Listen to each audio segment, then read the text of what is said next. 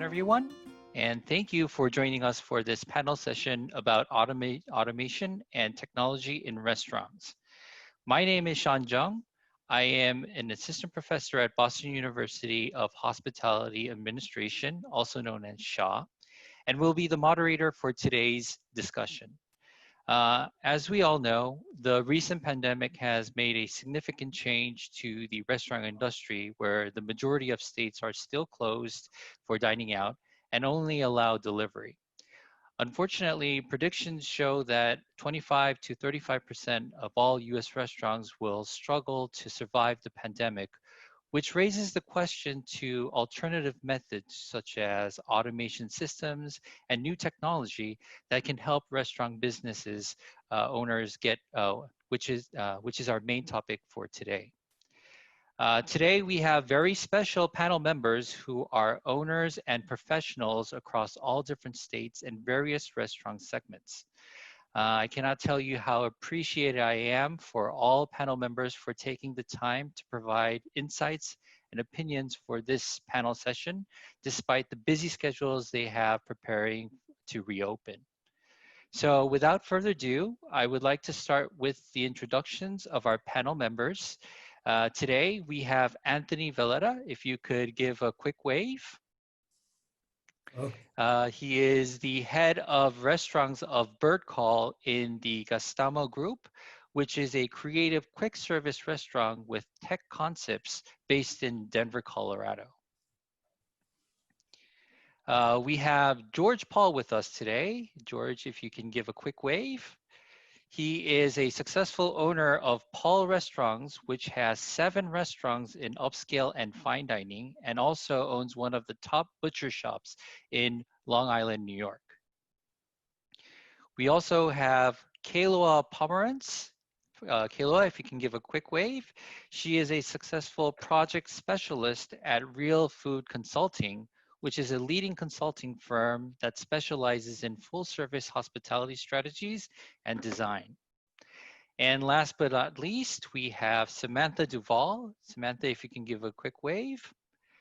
She is CEO and managing partner of the DuVall Family Restaurant Group, which owns Izzy's Steakhouse Restaurant, a Legacy Status award-winning restaurant in the city of San Francisco. So to start with the conversation, I would like to start with our panel members with a very general question. As we know, many professionals have mentioned that restaurants will need to change once they start to reopen. My question is, what changes do you expect to see within a 6-month and a 1 year and 5 years from now within your special segments, restaurant segments right now? Namely quick service restaurants, fast casual, casual dining, upscale dining, or even fine dining restaurants. So if I may just to start the conversation, I would like Anthony, since you are in this, you are in the industry of quick service restaurant and fast casual, I would like to ask you, what changes do you expect to see within the 6 months, 1 year, and 5 years from now? I mean, I think with anything tech, you're going to see a lot more of the acceleration driving in the fast lane of tech adoption and kind of research. I mean, all sectors of the business, from fine dining to quick service, are always looking for tech to basically cut down on a lot of the minutiae and administrative pieces of that. I think the guest to employee interaction is always going to want to be there, but in the quick service world, you're going to see a lot more of tech integration. You're going to see a lot more of I think, artificial intelligence. You're going to see a lot more of that suggestive selling via tech, and a lot more of the loyalty-based items that are going to really do a lot of kind of the backlog of what things people are ordering, what things they're looking for in the future, how you're going to roll out those kind of futuristic promotions. But I think of the 3 major segments, having kind of worked in all of them in my career, I think quick service will have probably the biggest impact on tech as we look to the future. Whereas I think the higher up you go in scale, I think the less impact you're going to see, at least guest-facing in the tech world. I think the quick service you'll see more in the guest-facing side, whereas casual dining and fine dining, you'll see more behind the scenes. I see. Thank you.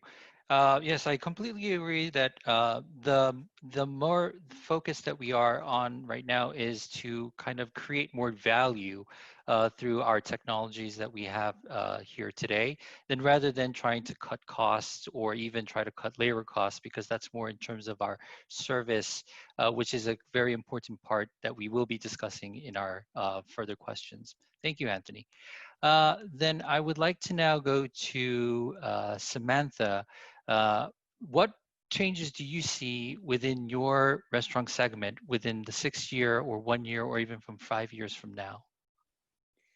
Yeah, thank you. So first of all, I just wanted to comment to let you know why I included this pineapple in my virtual background today. I know we're going to talk a little bit about sort of customer service versus automation, and it was my nod to the fact that I believe hospitality and human contact will always be part of our industry in a big way. But that doesn't mean that, you know, adopting technology necessarily will negatively impact that. And so for me, what I found interesting is during the pandemic, we've converted exclusively to takeout and delivery during this time while we've not been able to invite customers into our restaurant for our full experience. So that has really shifted the way that they enjoy the atmosphere of our brand. So, you know, really the only way that they now engage with us, except for when they walk up to the front door and are handed a bag to go, is online. And so it's really made us have to step up our game in terms of digital outreach, digital marketing, social media, because like you mentioned, you know, we're a 35-year-old brand, and a lot of these platforms did not exist when during the restaurant's inception. So and I'm a recent you know, I took over recently, about 6 months ago, our restaurant group when my father decided to step down for health reasons. And so we, you know, were not prepared digitally for this shift, and we've had to make a really big pivot. But it's been very exciting and a lot of fun, and especially for me, you know, getting to kind of flex my whatever millennial muscles here, but so but it's been really exciting, and I think that this is only going to improve you know, our industry and the way that people perceive our industry, and also I think yeah, how strong we've shown the rest of the world that we've been during this time, I think is a real, I don't know, I find it to be very exciting, and it's been a lot of fun. So yes, well, thank you. Yes, as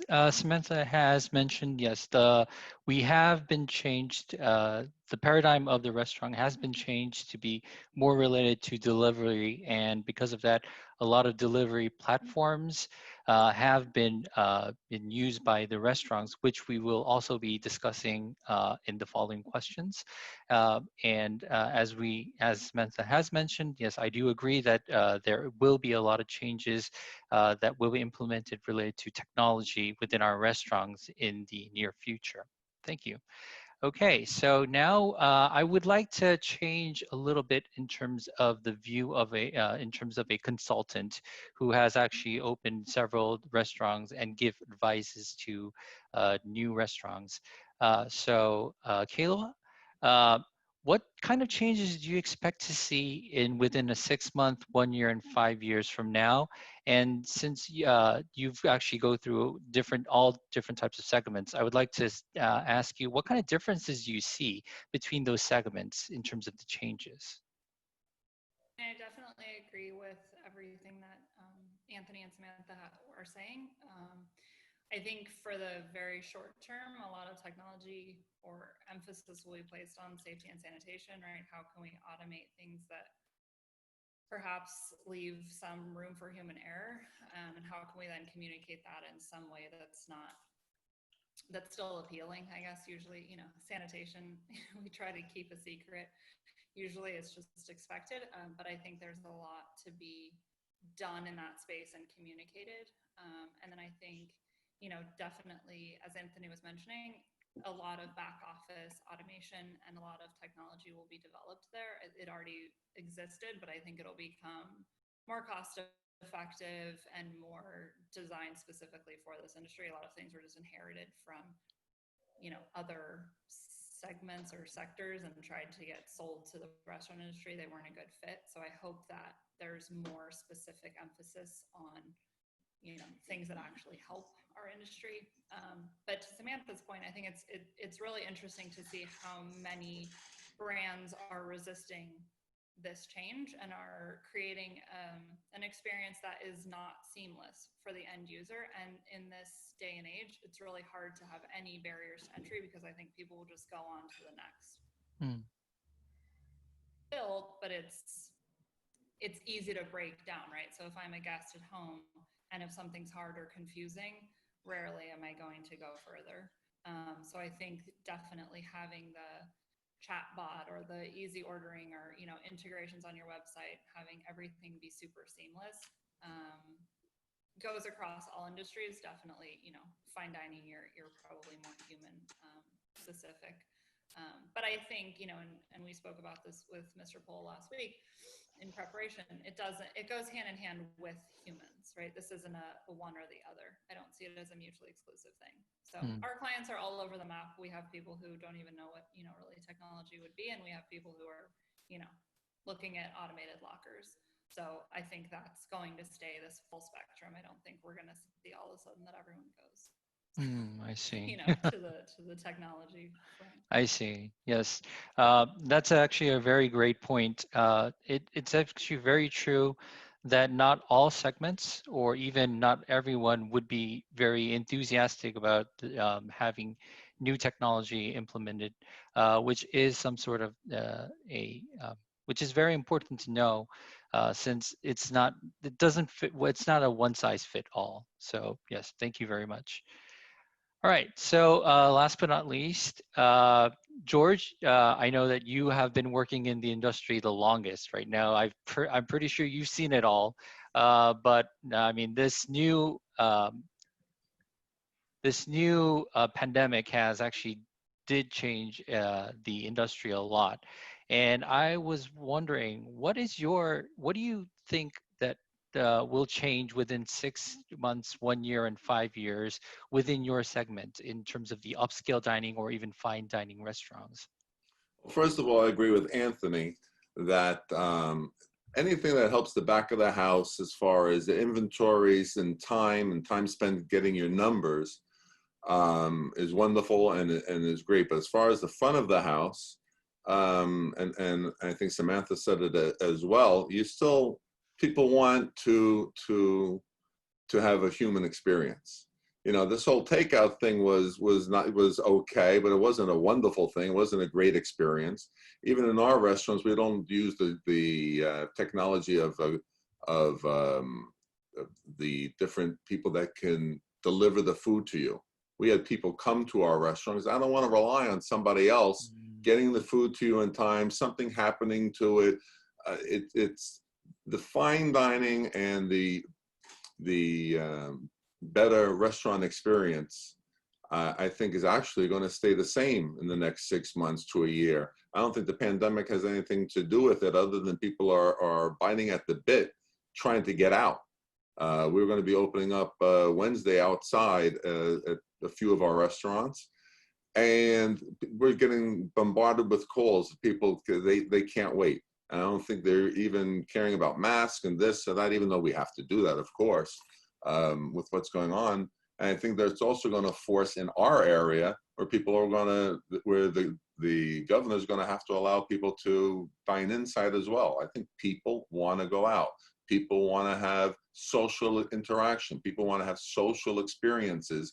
And thank goodness our industry is what it's all about. Certainly fast casual and casual restaurants must be something different, But as far as the restaurants that we run, that I run with my brother, I feel it's really no change as far as automation and technology, because again, it's also a generational thing. You know, we're going to have, the menus are going to be available with your phone. You can use your phone and get the menu when you're in the restaurant, so you don't have to touch a menu. But many people don't know how to do that. Many people don't know how to use that technology. So of course, we're going to have paper menus as well. And now in reading all the requirements, we can still wipe down things. Do people want something wiped down? Do they want something to throw away? We just have to be ready for everything right now and roll with the punches. Yes, thank you. Yes, I completely agree with you. In the fine dining or even the upscale, it's more related to the service that is very important in terms of the component. And I think that there are other ways that we can actually not necessarily use technology to actually provide the same service that we had before. As you mentioned, having papers in terms of a menu, then rather than just having a set menu that we had before, would definitely help other people not to use the technology that we have right now. That might actually also create some drawbacks from customers. Well, thank you. Okay, so continuing with that question, I have a question about service. As we know before, service has always been a major component of restaurant experience. And I was wondering, do our panel members believe that customer sentiment and expectations towards service has changed after the pandemic?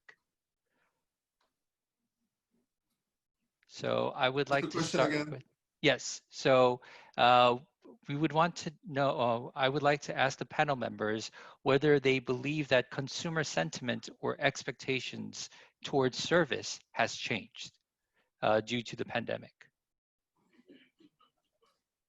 I mean, I can jump in. I believe, firmly that it does. I mentioned this when we did our prep call that, service is always important. It's always key, right? And across all segments, across the board, whether it's QSR or fine dining. And I think as you look at this, people are going to be less amped as this starts to come back to some sort of normalcy to go out and try new restaurants. I think it's one of the saddest things that's going to happen here is that people are going to go where they're very loyal to, where they feel very comfortable, because the days of dining out 5 to 6 days a week probably aren't as existent as they were previously. And the opportunities of going to 4 to 5 restaurants to say, I'll have an appetizer here and a drink there and dinner here, I think those things start to reduce until this comfort really goes up. But with that being said, if I'm going to choose to go out and again, choose my time, choose my money, choose my location to go somewhere, as well as now considering potentially, your health, right? People are going to make sure that service is the forefront. I mean, the experience has to be so much more perfect. And I think people are very aware now that we have to operate at partial capacity, and they're aware that we're going to have these labor impacts across the board. And I think with that being said, they're expecting flawless service, because they're going to see a half-empty restaurant, not by our choice, but by, what we're being regulated for, and they're going to expect flawless. And I think that's really going to be the key to who's going to survive as this starts to open from 50% to 75 to 100, is going to be if they come out, if I go to George's restaurant and the service is spectacular, I'm going to find a way to make sure I keep going there as this pandemic starts to release. I think that's really going to separate the people that come out of this very strong and those that come out of this, probably the same spot they were when they walked in. And I also want to jump on that, what Anthony just said. I think if you're known as a restaurant that people have been going to, a successful restaurant, a restaurant that has good service, I think the only extra thing with the pandemic is that people are going to be watching that you should always have been doing the right thing, but the new right thing, that you overly are cleaning, that you're overly doing what you're supposed to be doing, but just that little bit of extra, again, having a paper menu, giving people choices. I mean, we're so much as even had the air conditionings revamped for fighting bacteria. And I think people want to know all these little things, so the places that they always felt comfortable in, they feel safe in as well, to Anthony's point of your health, besides just enjoying and having a good evening out. Yeah, and also to kind of piggyback on Anthony and George, I think trust is going to be so important moving forward, and establishing a brand that people trust and know their team is going to take care of them. I think, you know, when you think about service and you think about going out, and fine dining is a nice example of this, but I think it works across all verticals, really. You know, you go out and you want to be pampered, you want to feel safe, you want to feel like you won't get sick if you eat there, you know, and these are elements of hospitality that I think have always existed. But, you know, now more than ever, it's important to show the customer that we're taking these seriously. One example, I was out recently at a restaurant that had just opened their patio, and they were, the protocols that they had established, you know, they had markers on the pavement of where you need to stand to wait for your table. And my girlfriend explained another experience she had had where those protocols were not established, and she felt like she couldn't control the situation and everybody was coming at her and she was nervous and felt uncomfortable. So I think as industry professionals, when somebody walks into our restaurant, regardless of during COVID or post-COVID, I think, you know, it's our job to make them feel safe, to make them feel like we care about their health. And, you know, I think now more than ever, it is part of service, and it's super important. Yes. Kealoha, I had a question related to this. So what type of advice would you give to the new opening restaurants then in that case? Because we know that old restaurants or existing restaurants that are very successful do have the advantage to prove their customers who already have the loyalty to help to make them feel safe. However, for the new restaurants opening, what would you advise for them? Guys, nobody start a restaurant right now. We usually try to advise people not to start a restaurant unless they're, you know, you pass 3 tests.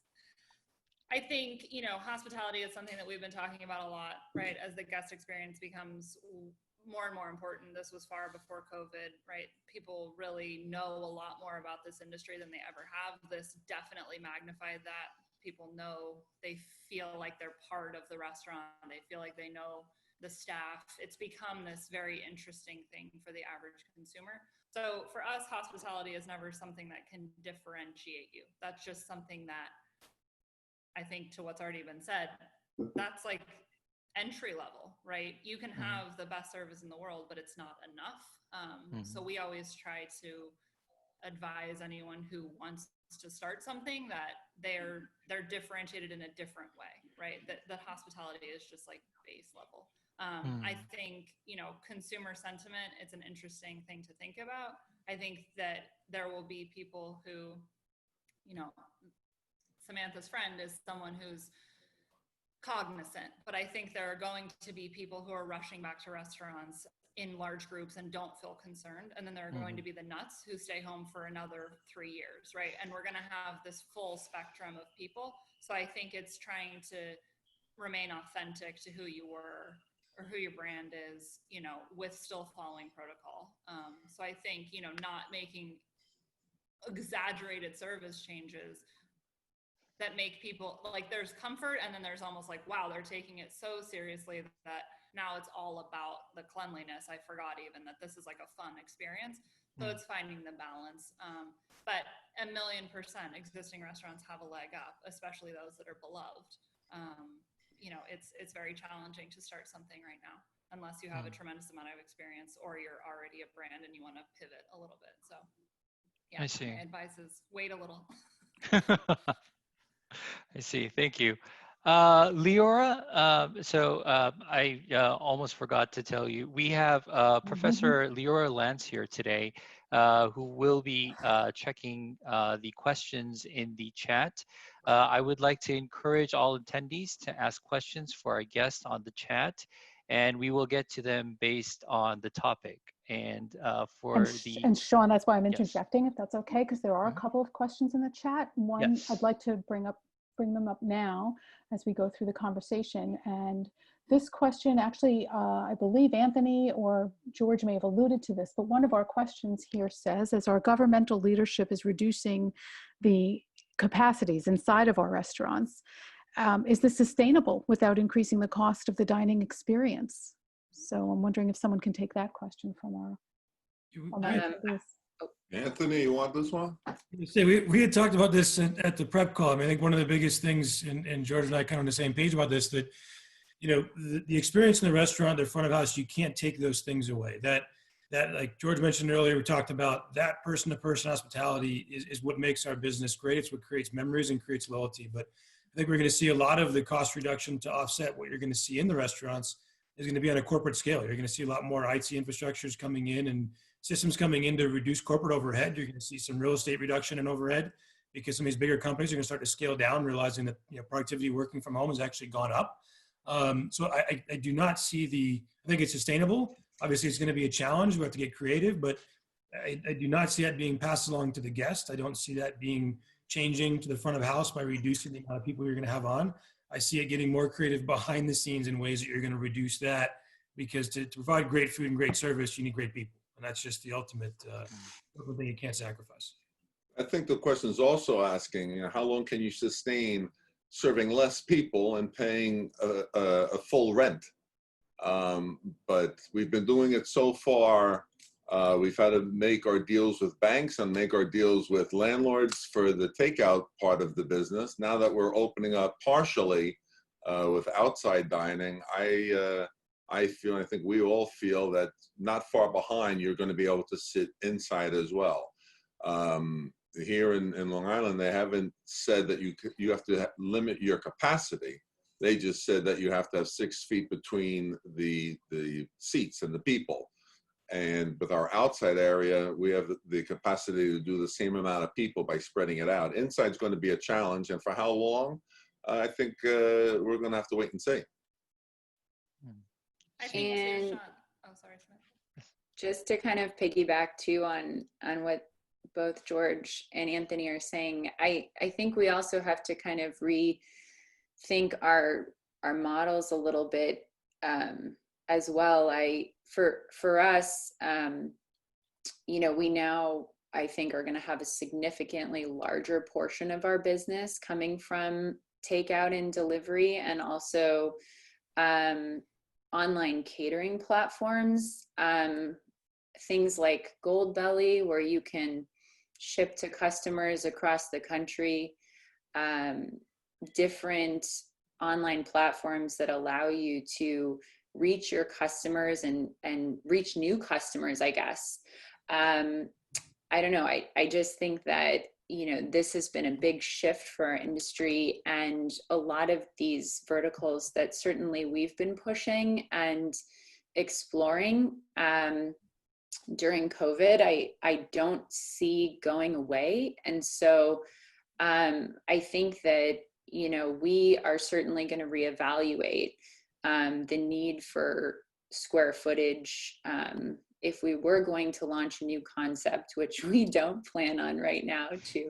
But, you know, we would definitely reevaluate the amount of real estate we would need and try to utilize it much more efficiently, given the fact that I think for many reasons, you know, there are new verticals that have been created for our industry here recently. And I don't know, we feel like it's an exciting time to kind of realize that those may not go away and may be here to stay. Maybe not, you know, to say that 100% of our business now is takeout and delivery. Certainly we hope that everyone will return and it will not be 100%. But certainly going from 10 to perhaps 30%, and doing some other verticals as well. I just think those will not disappear. The sort of ways we've had to pivot during COVID. I think Uh, too, there's a like on the guest perspective, it's always like, oh, just raise prices, right? Like we can't do that. There's very small palatability for just raising prices. So it's always been this creative dance of, okay, well, we have a supply chain issue with beef, like figure out how to get a different cut or make it smaller without the guest perceiving that. But you know, often inexperienced restaurant owners just think that you can pass it along through higher menu prices, and it, you know, you can get away with maybe like $1, right, or you know, some segment of that, and maybe once a year, and you have to explain why, and it's just, it's not as simple as doing that. And I think, you know, I read a lot of articles that say expect the dining experience to be more expensive, and I have to say I think it's not true, because people could just go somewhere else, right? If it gets too expensive, they're not going to choose. Again, loyalty plays a big part in that, and they want to support restaurants, but to what end? So many people are unemployed. So many people are having a challenge right now that they're, you know, it's still a special experience to go out to eat, even if it's in a casual environment. So I think it's always tricky to pass the cost off to the customer. Thank you. Sean, if I may, there's one more question in the chat that I think is Sure. pertinent at this time. And then, of course, we'll get back to your line of questioning. But one of the questions is from actually one of our master's students, alums, who asks, how do we think the competition or competitiveness will be affected in the restaurant business?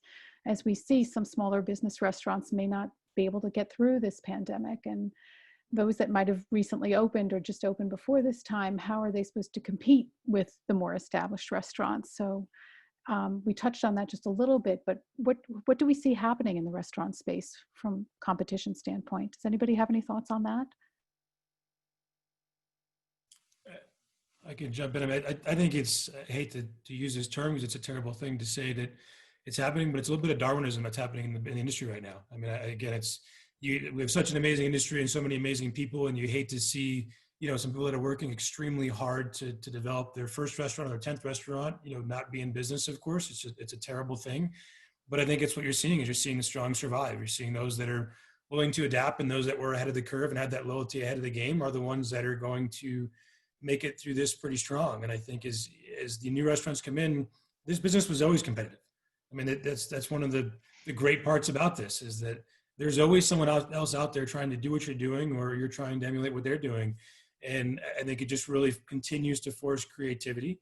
I think the one thing that's going to change when it comes to how you're going to compete, whether you're a tenured restaurant like Samantha has in San Francisco, or a brand new restaurant of somebody opening up, you know, across the country, the marketing aspect's a little bit different right now. Like, how do you entice people, and how do you continue, as I forget who was saying it earlier, I think it may have been Samantha, about the fact that, you know, our restaurants are cleaner, you're going to feel comfortable, you feel welcomed.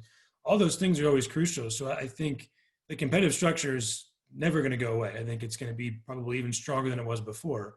But again, I think there's a little bit of Darwinism happening right now in the industry, and it's a scary thing, but you know, the strong ones will come out on top. Well, and again, I mean, this idea about trust, and, you know, I think now more than ever, what does your brand stand for? Who are you? You know, why are you important? I mean, is it important that you are here? And do people identify with that story? I guess I just feel that ideas that are maybe not as fleshed out, or brands that haven't established or are clear on their identity at, you know, right now, you know, may find it challenging. I just feel that now more than ever, and especially as we market in the digital space to our customers, we have to know who we are and what we stand for. And I think that's always important, but now more than ever, when, you know, the pressure's on, it's especially important. And when the economy is strong, folks that may not have core values of who they are and what they stand for can survive. But during these challenging times, and in a potential recession or depression, you know, I think that knowing who you are is really important, and people are going to want to feel that your brand has staying power and they trust it. The thing I want to say about that, though, is when you're saying, know your core values and people can have established restaurants, but if there are smaller restaurants, a mom and pop operation, I'm blessed, all my restaurants are 250 seats and more. So if I have to seat a few less people, I'm going to be all right. But you have someone that maybe had a restaurant for 10, 15 years, and it's a shame that Anthony's right, that the strong will survive. But even with loyalty, customer loyalty, if you're a 40-seat restaurant, a small Italian restaurant paying high rent in New York City, and now you can only serve 20 people or 15, what do you do? I mean, a lot of people have to close. A lot of people I know with 100-seat restaurants, they can't make it. They can't pay those rents and serve their food and pay the labor costs. And there are many reasons why people are going to close now, not just because they're small or they're new, but a lot of it has to do with rent and cost of running a business. So yeah, a lot of people are not going to make it. And I don't know if it's necessarily how old or new or what your values are or how long you've been around. It's just it's going to be hard, but I think some of us are lucky that we're in a position that we'll be okay and that we can be on here and share these things. But it's sad. Just like I spoke a few weeks ago with the board, there are people that are hungry they only eat when they come to work. So there's a lot of things going out there in the world, but hopefully things will get better and come back to normal, and it will all trickle down that everyone will survive in some way or form. Yes. I think another thing with those restaurants that are closing, people have been saying, there are going to be a lot of opportunities out there as well, and there's also going to be opportunities of getting good people to work in your restaurants because other ones are closing. So there's some positive things as far as the stronger restaurants are concerned as well. And in terms of opportunities as well, as we've seen, there has been an increase in terms of delivery as well, which is also which is partially of the question for our third question related to automated technology in restaurant operations. Currently, in terms of restaurant operations, automated technology such as delivery platforms, finding part-time labor through platforms, and online booking for less time for customers to wait in line. Do you see these things to be increasing after the post-COVID-19 era? Or is this just additional cost using these automated systems?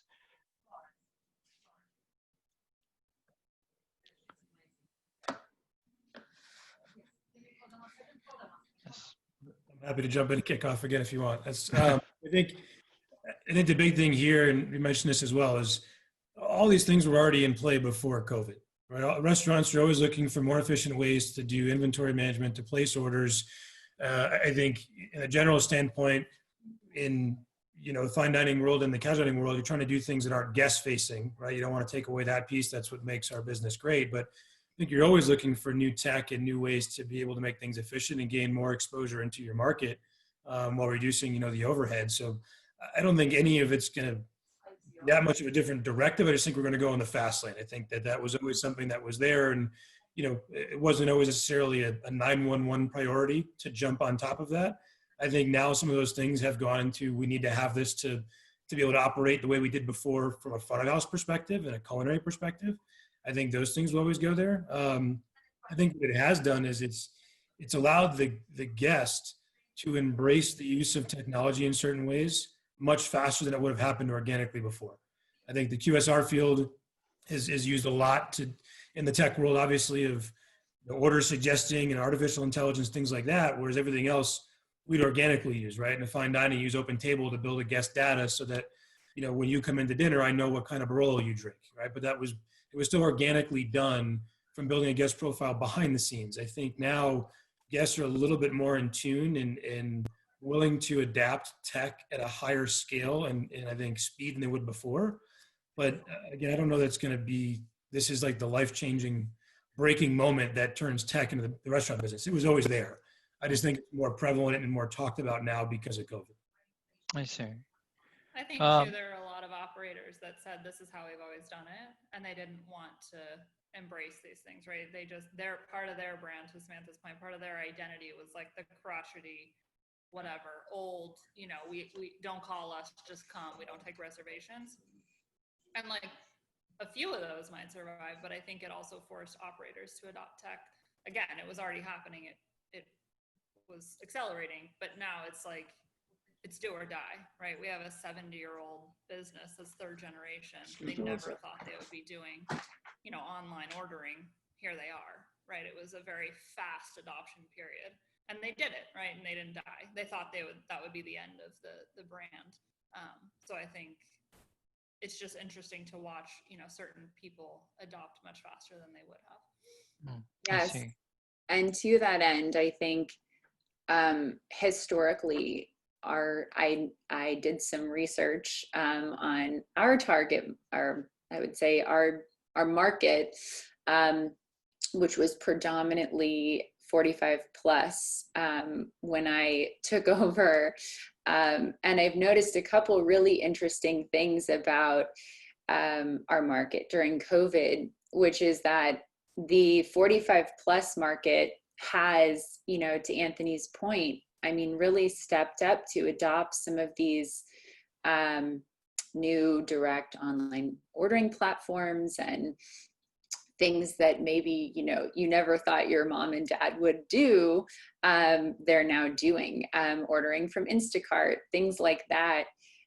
So it's accelerated, but also has the fact that we've really upped our digital marketing has also given us a major leg up on attracting new customers. So I don't know. I think it goes both ways, right? The previous generation or the older generation that is now really accelerating the adoption of online platforms, and then also the fact that the industry as a whole is adopting them allows us to attract a whole new generation of customers as well. So I don't know. I think that to me is exciting because it really expands. I've noticed that it has expanded our market. I see. I think too, there's like a huge hallelujah moment in having guests realize how expensive third-party delivery was. Like that was never going to be a truth that made it into major magazines, that restaurants were just getting robbed basically. So I'm not saying the future is that everybody brings it in-house, but that whole process being accelerated is something that I know a lot of us are cheering for, because it was just ridiculous how we got there. They were paying up to 30% to get food that was cold by some, teenager to someone's house. Like it just should have never gotten to that place. So I think in terms of that specific tech piece, hopefully someone rises to the occasion and says, let's do this right. Let's do it for the industry. Yeah. Yes. I completely agree. And I think also George would also agree with that too as well, since he never allowed the other platforms because of the product itself might actually be cold or even not being delivered as the way that it should be. So yes. Okay, so moving on to the next question. This question is about related to restaurant automated technology and restaurant consumer personalizations. Now, nowadays, there are some developers developing databases using machine learning to identify consumer insights within it. To my panel members, I would like to ask whether you would be willing to use these kind of systems in your restaurant to see if there is any consumer insights that you have missed, or maybe new possible opportunities to sort of recommend new menus or customize a menu for customers. So I would like to first start with Samantha in this case, because I know that you have been looking through a lot into the tech side of, and I was wondering if you were willing to go through another step forward to look into sort of a machine learning or AI type of consumer evaluation or looking into insights into it?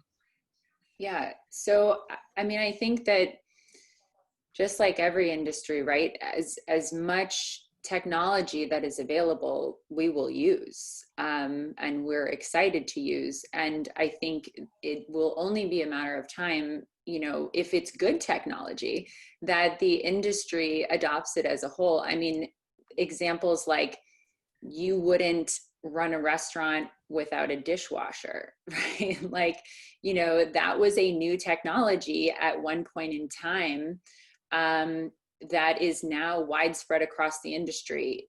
Things like, you know, not to use a sports analogy, but football cleats, right? That is something that came out, the entire industry adopted it, and now the industry is safer for it. So I think that it's not really about, I mean, I know your next question here, we're going to talk a little bit about robots and robotics. You know, all of these things that we're talking about are just tools and allow us to, hopefully, if they're good tools, do our job better. And if they're bad tools, then the industry won't adopt them, you know? So I think that we're definitely waiting for new and great tools. And I think if we can, you know, discuss with our partners, like, you know, for us, for example, we use ToastTab and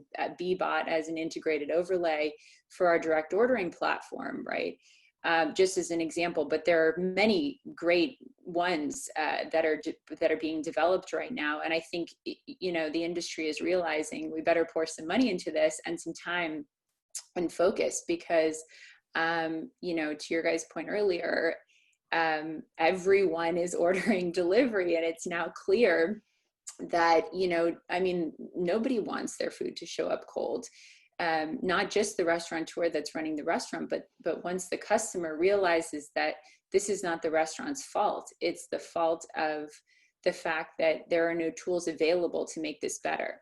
And so I think the industry as a whole is starting to demand better technology and better tools. And certainly, I think it's only a matter of time before those tools surface. And I don't know, I'm excited to see what every brilliant minds, much more brilliant than I, will come up with.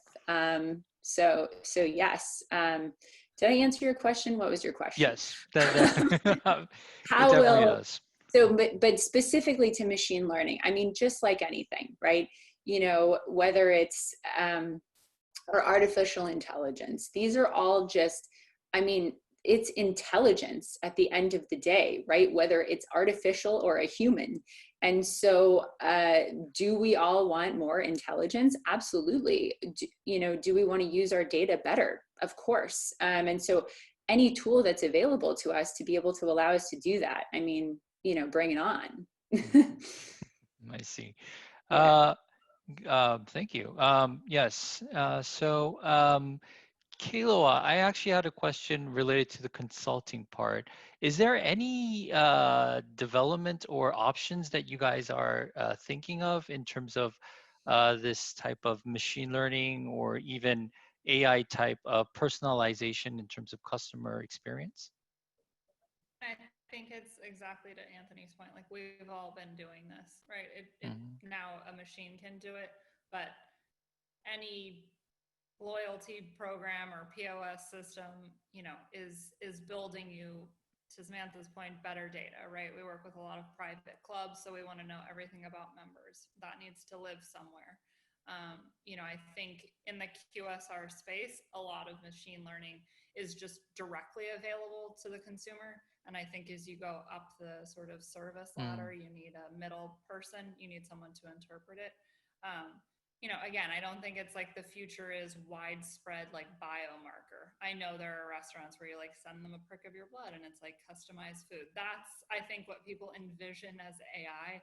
Like, we're so far from that, and I hope it doesn't become that, because it would be so homogenous, right? The beauty of the industry is that there's so many different things. I really just think AI is helping us know more about our customers. And a lot of that is just releasing data that, again, third-party delivery has had for years and didn't share. How do we get that to be, open source data? And how do we just collect better data across the board? Because we want to anticipate, we don't want to be creepy. We want to sort of be one step ahead. We don't want to be 30 steps ahead of our guest. So it'll be a slow process, I think. I see. Thank you. Leora, I think you said that there is a question related to this to our panel members. Yes, it's shifting a little bit from talking automation and robots and tech to the soft skills and the people side of our business. There's a question here, actually from one of our students asking us what we're doing to ensure the safety and security of our guests. We understand that, and we certainly heard that loud and clear, but what are we also doing to ensure the safety, comfort, and the morale of our teams during this time of change and as we hopefully get into recovery? Wondering if anybody wants to start that conversation in terms of what kinds of conversations or training are you doing with employees at this time to have them feel comfortable to come back?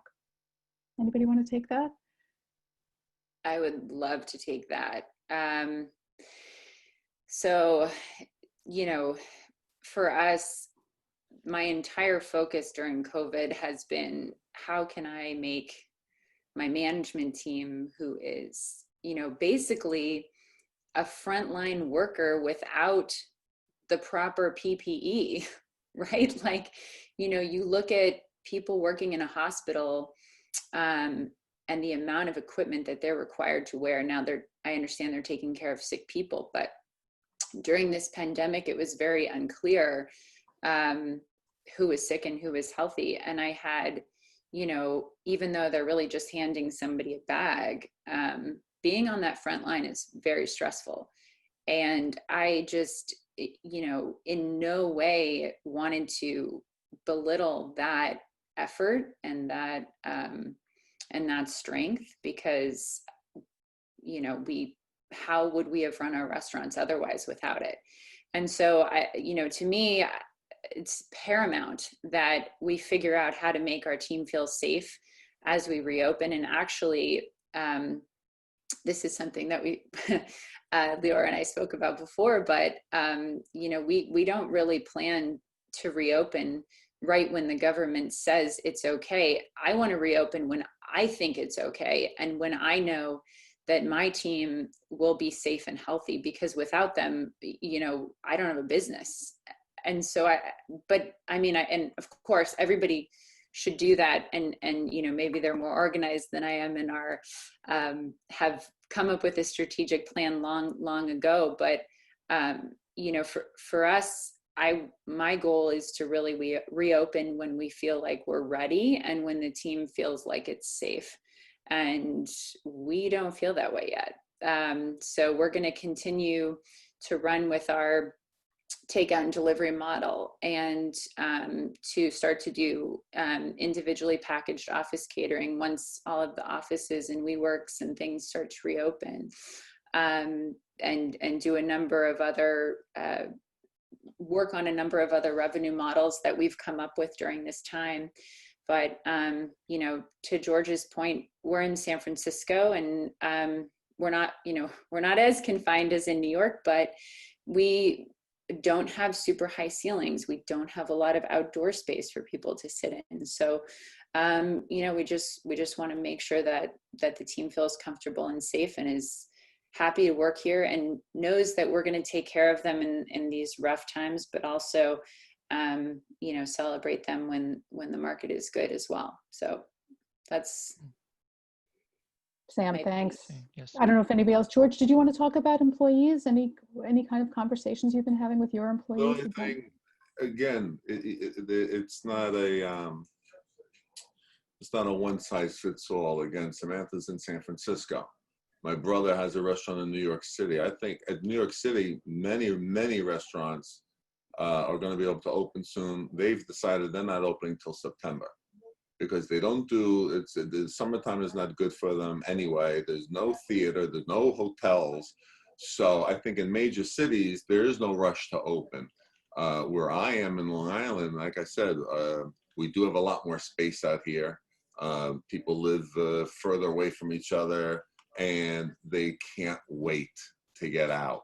So as far as my staff, a lot of them, I have 7 restaurants, and I had 4 closed for quite some time. And we fed some of the people that want work. They want to work. Some of them actually, the utmost thing on their mind is not their safety. So I have to be careful for the customer and for the other workers. So we're doing all the things that have been recommended. The PPE. Certainly, we're going to be taking their temperatures and monitoring anyone that has it. If you tell someone, well, if you don't feel well, stay home, but they want to work, they want to make money, they have rents to pay, they they're hungry. So we're actually trying to protect everyone, and you do the best that you can. But I think the employees, my employees, they want to work. So we have to kind of intervene to make sure everyone is safe and doing the right thing by today's protocols. Anthony, did you have any conversations as a group, as a company with employees? Yes, I mean, we've been open through this. We've been very fortunate with the addition of third party and delivery. We've been actually up versus prior year in one of our concepts here. But our big thing, we've had a weekly call. I mean, it's about inclusion for us. So when we're making these decisions and talking about these, we've set up a call every single week where we have all of our leadership and we have our teams, our hourly members, and we're talking about the things that we're facing right now. And we want them to feel like they have a voice. We want them to feel comfortable with the decisions that we're making. It's very easy to come in and say, hey, we're going to take, I don't know, all cell phones away from you. Like if we just did that, it was either Sweet Green or Starbucks, no cell phones, because they don't want them touching and going back and forth. It's easy to say that, but it's a different thing to explain it, to have them ask questions, to have them feel, it's for their best safety and for our guests' best safety. It's the most important thing is that they need to feel they're a part of it. And I think as well with the morale piece, with those restaurants that we did have that had to close down, we started finding other things for them to do. We started looking at projects that we knew long-term we wanted to do. So if it was, we wanted to get a new LRM software. So we brought a Tiger team in to focus on that. And we wanted to do some third-party data entry because there was so much of it that we had a team come in and do that. So we started actually deploying resources to projects that were on the back burner and said, we're going to spend the money now, even though it's not exactly like the cash is flowing in, but we wanted to let them know, like, hey, we're here to stay. We're going to fight through this with you. We want you to be a part of it with us. And it's amazing, how they've responded. And even with some of the uniform stuff that you're going through all this, the masks and all the other things are going on, we've tried to have fun with it. We want them to express themselves and be able to feel like it's a personal expression of them, and also not feel like they're restricted in in a jail setting by being so militant. We walk through everything and try to make it fun and make it hospitable, just like we do every single day. So I think it's we've taken a really creative, inclusive approach to make sure our staff feels that they're still front of mind. And if they're not safe, to Samantha's point, they're the lifeblood, right? I mean, if they aren't safe and we don't have them, the guests don't matter because we don't have anybody to take care of them. So we want our staff to feel safe first and foremost. And if they don't, we need to make the adjustments as a leadership team to make sure they do. Otherwise, we're not preaching what we're talking about, just like Samantha's point earlier. I see. Well, thank you. Real quick. Yes. Just as the only BU alum that played on the great Yankee Conference champion football teams at Boston University, Samantha's analogy was, but I'm not going to be picky right now, but I debated. It was a good try. It was a good try. I debated leaving that out. Well, it was yes. To our audience at large. Sean, if I may, I know we're at time, so I know some of us Yes. have to leave, but there are a few more questions in here, but we do want to ask just one more of the questions that came in here, and then we'll wrap up. Sure. So one of our professors has asked, is there going to be a shift in consumer behavior to online ordering that'll stay on post-COVID? Do we think that some types of restaurants are actually going to find it harder to get customers back to the dining room than other types of restaurants? Does anyone have a feeling that it may be harder to get some folks back into the restaurants? Anthony, it looks like you're thinking about that. Yeah, I mean, I think as we come out of this, I've said this multiple times to people I've talked to, I think you're going to have with two types of consumers. You're going to have the ones that we all hope are all of them that are just itching to come back out, right? They want some piece of normalcy. They want to experience what they've had for so many years in George or Samantha's restaurants that have been open for so many years. They want to go back and they want to have that feeling, that excitement, that connection again. I think there's going to be a second set of guests, even when a vaccine comes out, and even when this, God willing, this is pushed behind us and we can look back and laugh. I think there's still those people that are going to be very timid. They're going to be very trepidatious to go out, not just a restaurant, just in general, whether it's a ball game or a concert or what it may be. And I think those guests will continue to opt in for delivery or things like that, or curbside. I think what it's done is just elevated the percentage of revenue center that we'll take. And I think a lot of restaurants, with the exception of probably fine dining, will see us as a main part of their model now. I just don't think fine dining is, and from my days in a steakhouse, and George can speak this better than I, but certain food just doesn't carry well to go. It just doesn't give you the same experience and plate presentation and quality that you get. And when you're paying 60, 70, 80 bucks for a meal, it's got to be delicious. And delivery just doesn't do that all the time. So I think you're going to have a segment of two people. I think the people that want to go back to normalcy will be a larger percentage. But I think it's also a nice resource that, if I'm running late and don't want to wait on a Friday night to get in a restaurant, if I can order delivery or pick up curbside, maybe I'm a little bit more abreast to do that now, because it's become, people have, I think, worked the system out better. Whereas before, almost no, outside of like the big chains, no mom and pop casual restaurant had an amazing takeout program, right? That wasn't always their main focus. It was get them in, be a community restaurant, and show them a great time. I think now, during this time, all restaurants have been forced to build systems and standard operating procedures to do this to the best of their ability, which I think has increased quality and service on both those things, which will make people feel more comfortable doing it in the future. But I think Kay said it perfectly earlier. You're going to have plenty of people that are going to want to go out. And then you're going to have the nuts that are going to stay home for 3 years. On that note, just a quick note that's in the chat. Apparently there's other Long Islanders on this call. George, you should know they're looking forward to heading back to your restaurants soon. Thank you so much. much. That was in the We chat. can't wait to have them. And Sean, I'm sure you want to just conclude at this Yes. point. Thank So you. unfortunately, that is all the time we have for today's panel session. I would like to thank all panel members and attendees for attending this panel session. We here at Shaw have many other panel sessions ready for you to attend starting from next week. For more information, please visit our BU website for future events. And as a final note, I hope everyone can stay safe. Never forget to wash your hands and support your local restaurants. Thank you everyone for attending. I hope to see you soon.